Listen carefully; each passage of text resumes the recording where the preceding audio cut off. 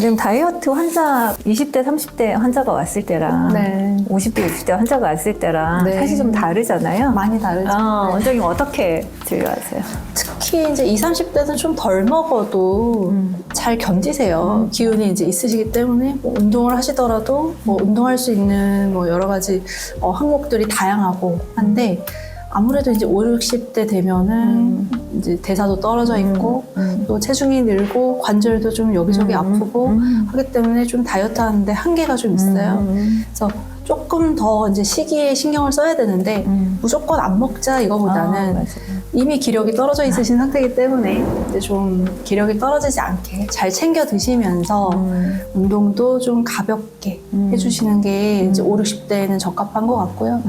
그래서 사실 이제 목표를 너무 높게 잡아서 막 일주일에 막 2kg, 3kg 이렇게만 생각하지 않으시면 속도의 차이지 5, 60대이신 분들도 충분히 이제 많은 감량을 하실 수 있기 때문에 그냥 편하게 천천히 건강하게 빼신다고 생각하시면 될 것 같습니다. 저는 약 처방에도 확연한 차이가 있거든요. 네. 50대, 60대 분들한테 다이어트 약을 처방할 때는 보약성 약제를 굉장히 많이 쓰게 되잖아요. 그렇죠. 아무래도 네.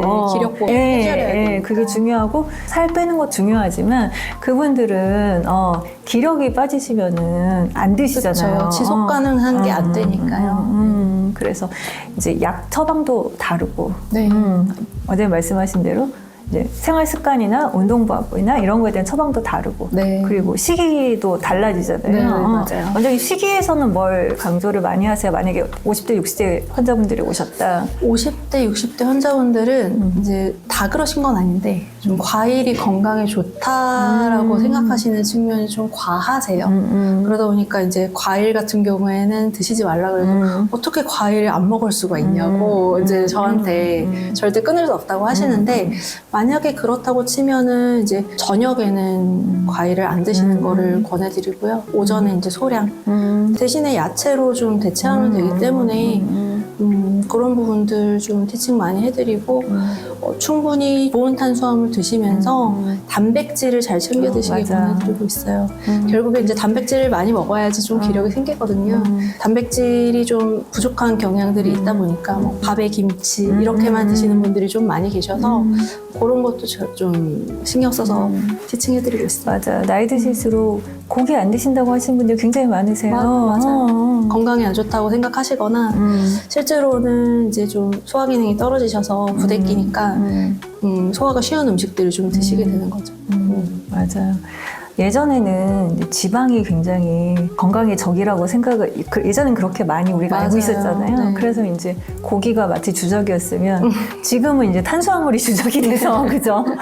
고기는 먹어도 되는데 지금은 탄수화물이 주적이고 이런데 나이 드신 분들은 고기가 별로 땡기지가 않는다도 있고 그쵸. 건강을 생각해서 안 좋은 거 아니냐 이게 이제 겹쳐져가지고 더 그러신 분들이 많은 것 같아요. 일부러 피하시는 경우도 있고 그냥 굳이 챙기지 않으면 잘 안 먹게 되는 항목이기도 하잖아요. 한국인의 주식은 어쨌든 쌀이다 보니까 그래서 신경 써야 되는 것 같습니다. 맞아요, 원장님. 그럼 20대, 30대는 뭐에 더 신경을 쓰는 게 좋을까요? 20대, 30대는 생활이 무너져 있는 경우가 의외로 더 많으세요. 왜냐하면은 이제 5, 60대이신 분들은 그래도 웬만하면은 제 시간에 자고 일반적인 루틴이 어느 정도는 있으신데 20대 되면은 막 밤새워서 놀고 싶고 뭐 즐기고 싶은 것들이 많잖아요. 그러면은 밤새고 아침 돼서 늦게 자고 그리고 먹고 싶은 것도 많기 때문에 뭐 매운 거, 자극적인 거 많이 먹게 되다 보면은 그게 이제 좀 살이 찌는 원인이 되거든요. 그래서 지금 당장 느끼지는 못하겠지만 그렇게 생활이 이제 누적이 되다 보면은 결국에는 이제 건강에도 영향을 미치기 때문에 맞아요. 네, 병이 생기기 전에 관리하는 거기 때문에 체중이 만약에 늘고 있다라고 하면은 그런 내 생활 습관이나 식습관에 분명히 문제가 있을 테니까 그런 것들을 좀 잘 관리하는 게 20, 30대의 이제 다이어트 핵심이라고 볼 수 있을 것 같아요. 20, 30대는 밥 많이 먹어서 살찌신 분은 없잖아요. 잘 없죠. 그죠? 네. 다 간식 종류. 간식, 네. 불규칙한 식생활 맞아요. 그런 것들. 그리고 또 하나 또 특징적인 부분이 갱년기를 겪으시면서 네. 또 살이 찌시는 분들이 많잖아요. 특히 특히 이제 많이 스트레스 받으시는 게 갑자기 이제 복부 둘레가 늘어나는 것 그것 때문에 많이 스트레스 받으시거든요. 그래서 이제 날씬예약 같은 경우에는 약도 있지만 또 우리가 오시면은 비만침도 나들이잖아요. 그래서 제 경험상 이제 비만침을 맞게 되면은 좀 비교적 효과적으로 사이즈 감소에는 도움이 되는 것 같아요. 그래서 침을 맞는다고 뭐 체중이 감량되거나 하진 않지만 날씬예약으로 한약을 복용하시면서 체중이 감량되고 있는 상황에서 그 이제 걱정되는 뭐 복부라든지 팔뚝이라든지 침을 맞으시면 굉장히 좀 만족할 만한 사이즈 감소가 있었습니다. 그래서 그런 부분들도 활용해 주시면 좋을 것 같아요. 그 이제 여성 호르몬이 원래 지방을 분해하는 효과가 있는데 이제 갱년기를 겪으면서 여성 호르몬 수치가 뚝 떨어지잖아요. 그러면 이제 살이 맞아요. 찌기 시작하는 거죠. 그래서 어떤 분 제 기억에 남는 분은 자기 평생 48kg였다는 거예요. 그런데 이제 갱년기를 겪으면서 이제 살이 찌시면서 갑자기 폐경이 찌죠. 되고 나서 이제 한 2, 3년 지나고 나니까 10kg가 쪘다는 거예요. 근데 그거를 본인은 받아들이기가 너무 힘드신 거예요. 신체적으로도 불편하실 거예요. 그래서 이제 오신 거죠. 그동안 한 번도 다이어트를 안 하셨는데. 그쵸. 근데 그 전까지 본인이 이것저것 다 해보신 거예요. 근데 잘 안 빠진 거죠. 이제 이 호르몬에 문제가 있는 것들은 내가 노력을 한다고 해서 잘 되지 않는 부분들이 많이 맞습니다. 있잖아요. 그래서 그런 경우에는 이제 그래서 오시는 분들도 상당히 많이 있으시고 그래서 한약을 복용을 하시면 우리가 저희가 그런 부분에 대해서 여성 호르몬을 직접 넣어드린다 이런 건 아니지만 그런 부분에 어떤 포만감을 느끼고 그다음에 관절에 좀 도움이 되는 약재도 넣어주고 저희가 이제 이렇게 다양하게 하잖아요. 그렇죠. 그때 그 당시 필요한 부분에 대해서 그래서 또 꾸준히 복용하시면 또 효과가 있으시고 저는 개인적으로 여자가 한약을 꼭 복용해야 될 시기가 이제 아이를 낳았을 때 그리고 갱년기 때 이때는 꼭 복용을 해야 되지 않나. 네, 맞습니다. 한약을 먹게 되면 호르몬 균형에도 좀 좋은 영향을 주는 것 같아요. 그래서 이제 뭐 그런 거는 눈에 보이지 않지만 분명히 그런 보완 작용을 할 수 있는 약재들이 우리는 많이 알고 있잖아요. 그래서 그런 부분들은 환자분들이 잘 모르시기 때문에 이제 여기서 이제 말씀드렸으니까 이제 호르몬 측면에서도 좀 내 건강을 챙길 수 있어서 다이어트뿐만 아니라 호르몬 균형을 잡아줘서 다이어트를 하게 된다라고 보시면 될 것 같습니다. 또 오히려 혈압이나 당뇨가 있으신 분들도 많이 오시잖아요. 살을 빼시면 좋습니다 해가지고 그러면 원장님 그런 분들은 어떻게 하세요?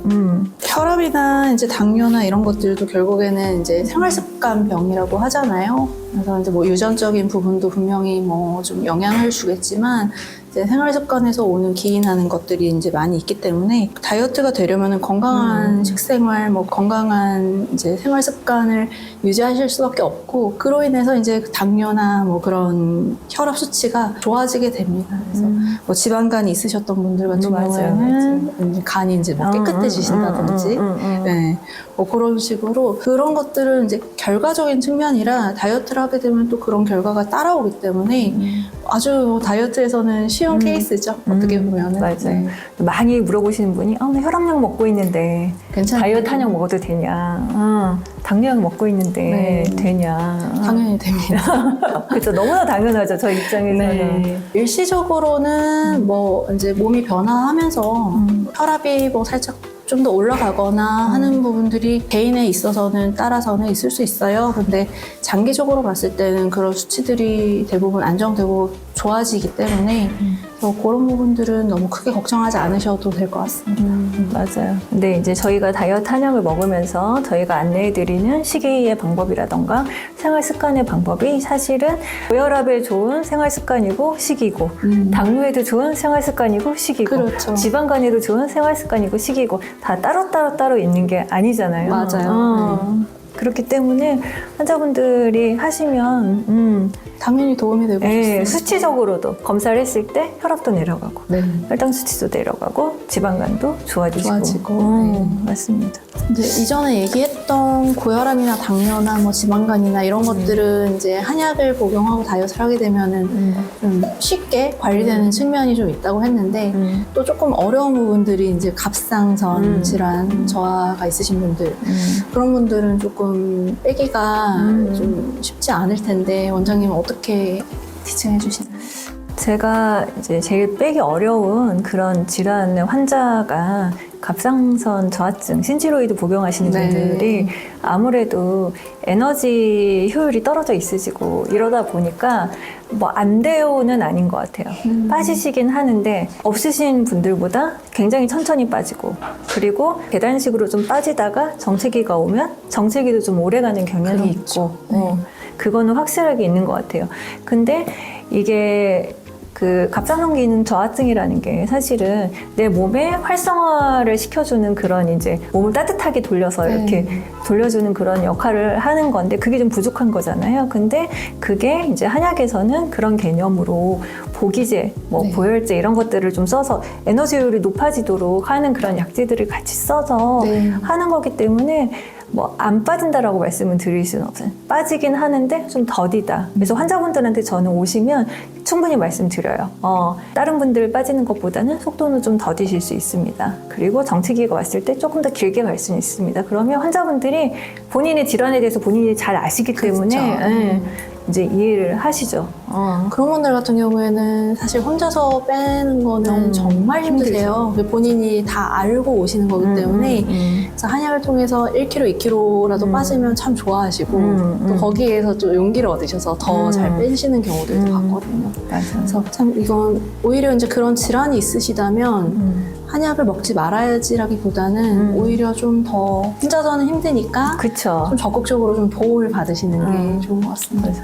예전에는 사실 우리가 지금은 정기검진을 하니까 갑상선 기능 저하증이 다 나오지만 그쵸. 사실은 예전에는 1970년대, 80년대는 대표적인 보약 환자분들이셨던 거죠. 그분들이 맨날 기력이 없으시고 힘들고 피곤하고 살은 찌고. 맞아요. 그러셨기 때문에 그런 치료 케이스들이 많이 쌓여있죠, 맞아요. 사실은. 그래서 정말 보약에 적응증이셨던 분들인데 그죠?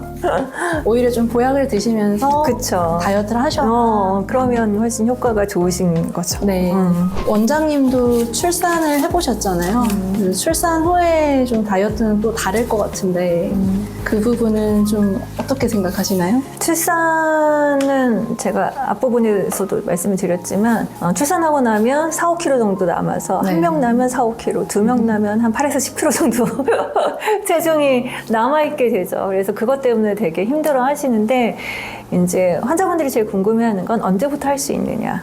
맞아요. 언제부터 시작하는 것이 좋나요? 네. 이런 것들 그리고 수유하고 있는데 괜찮냐 이제 이런 것들이 제일 궁금해 하시는 건데 네. 저는 솔직히 말씀드리면 수유하시는 분들한테는 본인이 정 원하시면 수유에 영향이 없다고 증명이 된 약재 위주로 한약을 처방을 하지만 왜냐면 먹는 것 자체가 100% 영향을 안 미친다라고 말하기 힘들잖아요. 그쵸. 그래서 본인이 선택을 하시라고 말씀을 드리면 대부분의 이제 어머님들께서는 엄마는 모성애가 있으시니까 수유를 끝내시고 난 후에 오시는 경우들이 많이 있고 그리고 저는 이론적으로는 내가 만약에 수유를 뭐 100일까지 하고 만약에 중단했다 그러면 100일 지나고 나서는 언제든지 가능하다. 저는 환자분들한테는 그렇게 말씀을 드리고 있습니다. 원장님은 어떻게 하세요? 물론 다이어트가 중요하지만 어쨌든 이제 출산 후에 수유라는 이제 이벤트가 있는 거잖아요. 그래서 그런 부분들이 너무 저도 이제 신경이 쓰이신다라고 하면은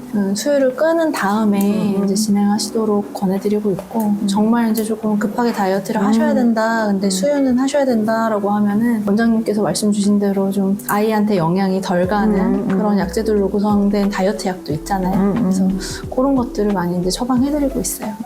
그리고 또 하나는 사실은 보약성 약재들이 많이 처방하죠. 이제 출산으로 허해져 인해서 허해져 있죠. 오히려 그래서 다이어트 후에는 이제 다이어트 약, 보약 따로 이렇게 정해져 있는 것이 아니라 보약을 먹게 되면 저절로 살이 빠지는 경우들을 제가 많이 봤어요. 맞아. 네.